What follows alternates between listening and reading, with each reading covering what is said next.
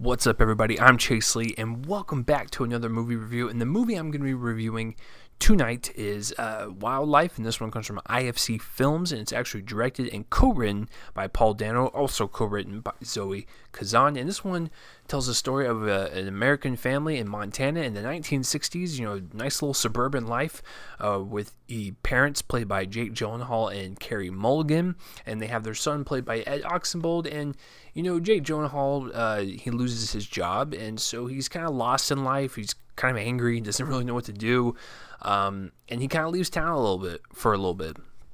And Carey Mulligan stays behind to take care of her son, and you know, something kind of happens with her, and it kind of is really devastating for their son as he slowly sees his parents' marriage kind of just crumble in front of him, and it's super tragic to watch. But so that's basically your story right there. So when I saw the trailer to this movie, I was super hyped out of my mind. You know, it's Paul Dano's directorial debut. He's a fantastic actor, so watching his directorial debut, I'm all for that. And of course, it showcased what could be some of the best performances of the year. So super hyped out of my mind. And I'm here to report to you that Wildlife is a good movie. I would even say it's a great debut from Paul Dano. And it was just one of those movies where I was just kind of impressed that Paul Dano made a very quiet and very nuanced film. There was nothing loud and boisterous about this movie. It was just very direct and to the point to really showcase his talents as not only a nice little visual director, you know, with the setting of the 60s and, you know, the styling and the production design of it, you know, is very, very fruitful in colors, and, you know, just it looked like a film that was shot in the 1960s, so there is that. But I was more impressed by his ability to direct the actors and let them kind of carry the movie and elevate it to the next level. Because the overall story itself, it's nothing like too out of the ordinary. It's kind of stuff we've seen before with a couple little curveballs thrown in there. But this really kind of relies on the acting, and this really relies on the directorial punch that Paul Dano has, and really kind of just trusting all of his actors on set to do what they do best. And he's just, he sees the performance, and he's kind of just guiding them a little bit and seeing what he kind of wants. And, you know, he got one of the best performances of the year out of Carey Mulligan. There's a lot of pain, a lot of hysteria, a lot of love, a lot of, you know, fright out of this character. And Carey Mulligan can pull that off pretty well. You know, Ed Oxenbould, you know, he's the small little kid from The Visit. You know, he's good. He's definitely got some moments where, like, you kind of feel for the kid because he's watching this, you know, devastating thing happening in front of him. But he could have had a little bit more to do with his character in terms of a little bit more than just facial expressions for a good 2/3 of the movie.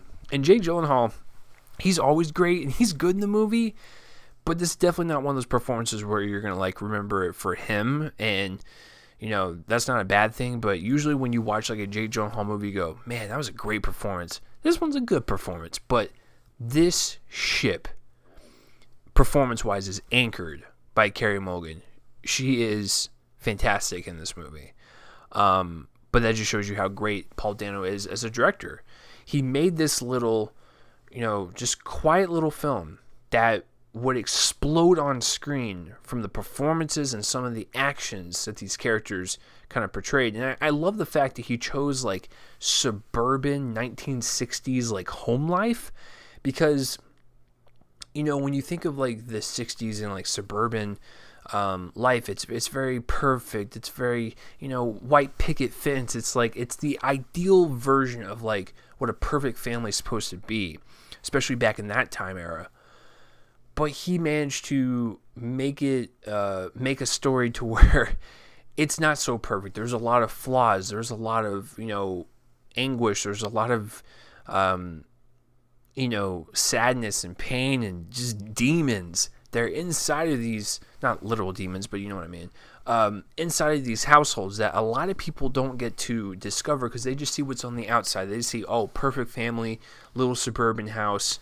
But then on the inside, there's a lot of problems, and it's just one of those things to where you saw their marriage failing, and you kind of know why. Like, yes, they love each other, but there's a lot of things to where they kind of make stupid decisions, and they're a little selfish, and, you know, towards the end, you just realize that they're not really good together. And I think that was kind of the sad part about the movie was, you know, when it ended, you realize that this was probably the best option for them.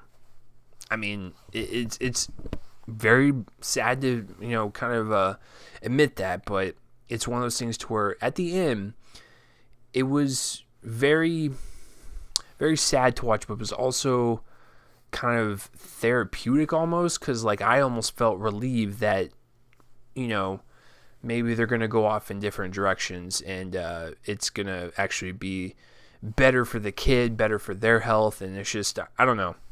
So, all that to say this, you know, for an hour and 45-minute movie, I think what Paul Dano did best was just really kind of just, you know, take us through this little journey, this little household, and this little family's lives, and really kind of showcase how he can direct actors and really get the best performances out of them. So I like it quite a bit. I'm going to give Wildlife a B. I think it's a good, solid movie with a great debut from Dano. I really want to see what he does next. So yeah. So what did you guys think of Wildlife, or have you even heard of it? Comment in the places right below my face and let me know. And as always, guys, I'm Chase Lee. Tune in next time for whatever I review next. I will see you guys later.